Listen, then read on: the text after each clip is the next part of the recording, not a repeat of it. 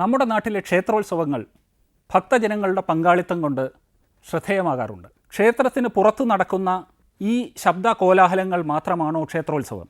ഉത്സവത്തോടനുബന്ധിച്ച് നടക്കുന്ന അതിപ്രധാനമായ താന്ത്രിക ചടങ്ങുകളെ ക്ഷേത്രോത്സവത്തിൽ പങ്കെടുക്കുന്ന ഭക്തൻ വിസ്മരിക്കാറുണ്ടോ?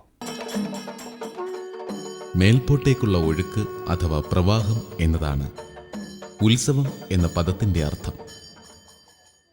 ശരിയായ രീതിയിൽ പ്രതിഷ്ഠാകർമ്മം നിർവഹിക്കുകയും നിത്യപൂജാദികൾ കൊണ്ട് സമ്പുഷ്ടമാക്കപ്പെടുകയും ചെയ്യുന്ന ക്ഷേത്രത്തിൽ മന്ത്രചൈതന്യം നിറഞ്ഞിരിക്കും.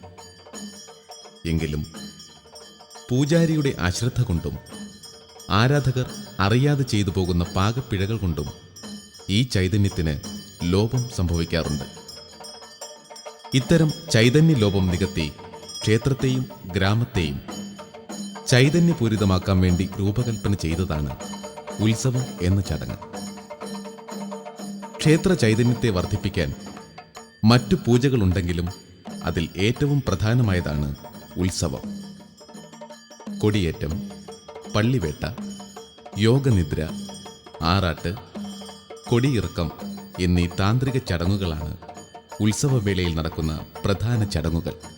ചൈതന്യ ചോർച്ച വന്നിരിക്കാനിടയുള്ള ക്ഷേത്രമാകുന്ന പാത്രത്തിൽ ചൈതന്യജലം താന്ത്രിക ക്രിയകളാൽ കവിഞ്ഞൊഴുകുന്നത്ര നിറയ്ക്കുകയാണ് ഇവിടെ ചെയ്യുന്നത്.